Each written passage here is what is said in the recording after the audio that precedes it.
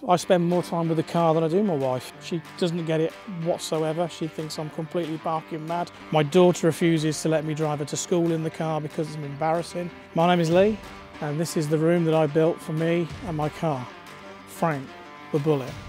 It's a 2020, it's brand new. It was brand new in November last year. It's a Mustang Bullitt, one of only 400, valued about £50,000, 5 litre V8, 480 horsepower. It's a pretty impressive car. So last year, after the pandemic, we decided we were halfway through an extension of our house, and all the belongings of the house ended up living in the garage. And I decided that the sofa and the TV could actually stay there. And I decided we had such a nice car that it really deserved to have a really nice room to fit it.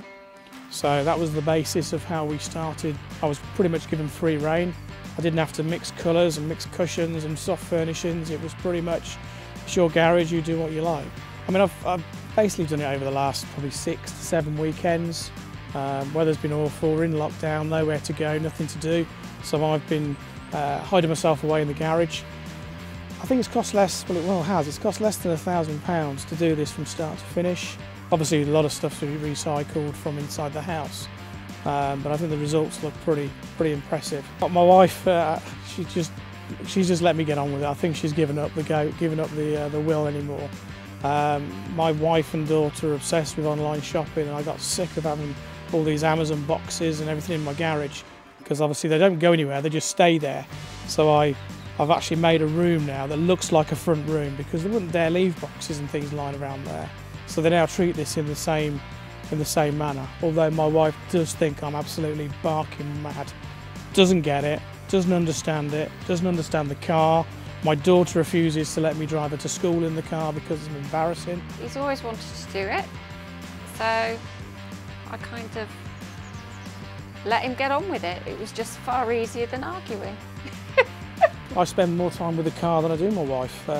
The last few months have been pretty horrific with lockdown and everything else, and it's given me something to do. It's given me an escapism.